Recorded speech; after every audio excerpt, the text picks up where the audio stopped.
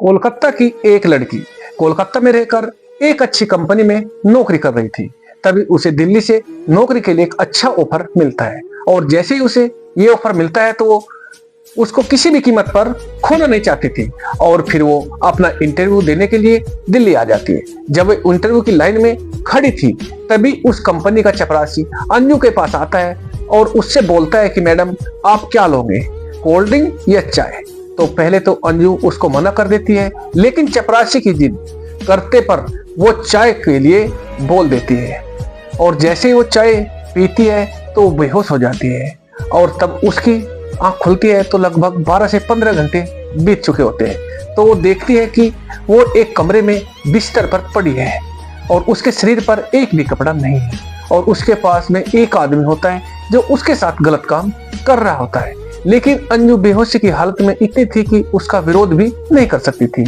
तो नमस्कार दोस्तों, मैं आपको एक सच्ची घटना की कहानी सुनाने जा रहा हूं जिसको सुनने के बाद आप भी सोच में पड़ जाओगे कि आखिरकार एक लड़की के साथ कोई ऐसा भी कर सकता है।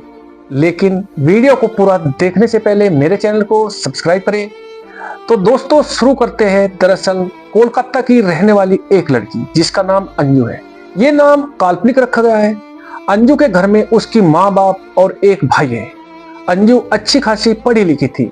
अंजू के घर की आर्थिक स्थिति थोड़ी ठीक नहीं थी तो अंजू कोलकाता की एक अच्छी कंपनी में नौकरी किया करती थी जिससे अपने माँ बाप की थोड़ी बहुत मदद कर देती थी। अंजू की एक सहेली ज्योति नाम की थी जिसको अंजू अपना सबसे अच्छा दोस्त मानती थी। एक दिन अंजू देखती है कि ज्योति उदास बैठी है और सही तरीके से किसी से बात भी नहीं कर रही है। तभी अंजू ज्योति के पास जाती है, उससे उसका उदासी का कारण पूछती है तो ज्योति बताती है कि उसको दिल्ली से एक बहुत अच्छी नौकरी का ऑफर मिला है। यहाँ पर उसको 30,000 रुपए मिलते हैं, लेकिन दिल्ली में जो ऑफर मिला है उसमें पूरी 1 लाख सैलरी है। तभी जो है अंजू कहती है कि इसमें उदासी वाली बात कौन सी है, ये तो अच्छी बात है, तुम्हें इतनी अच्छी सैलरी तो मिल रही है। तभी ज्योति अंजू से कहती है कि मेरी मम्मी पापा इतनी दूर जाने से बिल्कुल साफ साफ इनकार कर दिया है, अब मैं क्या करूं। तभी ज्योति अंजू से बोलती है कि क्यों ना अंजू तुम इस जॉब को कर लो और साथ जब तुम दिल्ली नौकरी करो तो तुम्हें देखकर मेरे मम्मी पापा भी भेजने के लिए तैयार हो जाए। अब अंजू को वैसे भी पैसों की जरूरत थी और घर की भी जिम्मेदारी उसके ऊपर थी।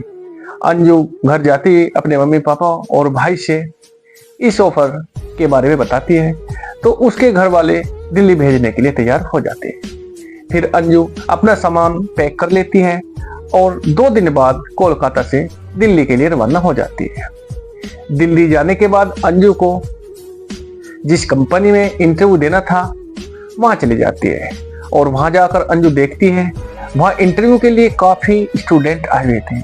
अंजू भी वहां लाइन में जाकर खड़ी हो जाती है और थोड़ा नर्वस भी हो रही थी, ये सोचकर कि काफी स्टूडेंट आए हैं, पता नहीं मेरा सिलेक्शन होगा या नहीं।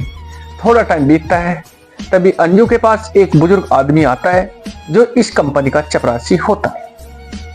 वो अंजू से बोलता है, बेटा क्या बात है, तुम ऐसे क्यों घबरा रहे हो। तो अंजू कहती है कि नहीं ऐसी कोई बात नहीं है।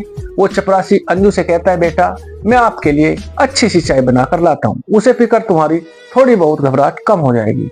पहले अंजू मना करती है लेकिन फिर सोचती है कि बुजुर्ग आदमी है और इतने प्यार से बात भी कर रहे हैं तो अंजू इस चपरासी को 1 कप चाय के लिए बोल देती है। थोड़ी देर बाद चपरासी चाय लेकर आ जाता है और मंजू चाय पीने लगती है। चाय पीते पीते अंजू बेहोश हो जाती है और लगभग 15-16 घंटे के बाद जब अंजू को थोड़ा बहुत होश आता है तो वो देखती है कि वो एक छोटे से कमरे में एक बिस्तर पर लेटी हुई है और उसके शरीर पर भी एक कपड़ा नहीं है और एक आदमी उसके साथ गलत काम कर रहा है। अंजू इस हालत में नहीं थी कि उसे रोक पाए। दरअसल अंजू दिल्ली के जेबी रोड के एक कोठा नंबर 68 पर होती है जिसको उसे नशे की हालत में लागा था। ऐसे चलते चलते 2 से 3 महीने बीत जाते हैं। उधर अंजू के घर वाले भी काफी परेशान थे कि जब से अंजू दिल्ली गई है एक बार भी फोन या कोई मैसेज तक नहीं किया, पता नहीं ठीक है या नहीं।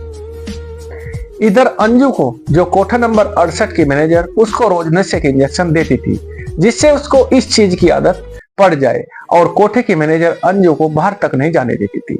ऐसे चलते 3-4 महीने हो जाते हैं। फिर एक दिन अंजू से एक लड़का मिलता है, वो कोलकाता का ही रहने वाला होता है। अंजू उसको पहचान जाती है कि भाषा से कोलकाता का रहने वाला लग रहा है। फिर अंजू उसको सारी बात बताती है और उससे हेल्प मांगती है, लेकिन वो लड़का अंजू से कहता है कि ये लोग बहुत खतरनाक है, अगर इनको पता चला तो मुझे मार देंगे। लेकिन अंजू उसके हाथ पैर जोड़ती है और कहती है आप सिर्फ मेरे भाई को फोन करके ये बता दो कि मैं कहाँ हूँ। लड़का मान जाता है और फिर वो अगले दिन अंजू के भाई को फोन करता है और उसको सब बात बता देता है और कहता है कि मुझे जो अंजू ने बोलने को कहा था मैं आपको बता दिया, मैंने तुम्हें बता दिया है कि अब मेरे पास फोन मत करना। जब अंजू के भाई को ये पता चलता है तो तुरंत दिल्ली के लिए निकल पड़ता है और दिल्ली आ जाता है। दिल्ली आने के बाद वो उस लड़के के पास फोन करता है और उससे रिक्वेस्ट करता है कि एक बार मेरी बहन से मिलवा दो। तो लड़का मान जाता है और उसको कोठा नंबर 68 का पता देता है। फिर अगले दिन अंजू का भाई वहां जाता है और देखता है वहां तो बहुत सारी लड़कियां हैं, लेकिन उसकी बहन नजर नहीं आती। तभी वहां की मैनेजर उसको बोलती है इन लड़कियों में से आप किसी को भी पसंद कर लो, पर अंजू का भाई मैनेजर को मना कर देता है, बोलता है कि कोई और हो तो उसको दिखाओ। तभी मैनेजर बोलती है बस एक ही लड़की बची है जो अभी कस्टमर के पास है, उसका टाइम लगेगा। तभी अंजू का भाई बोलता है कोई नहीं, मैं वेट कर लूंगा।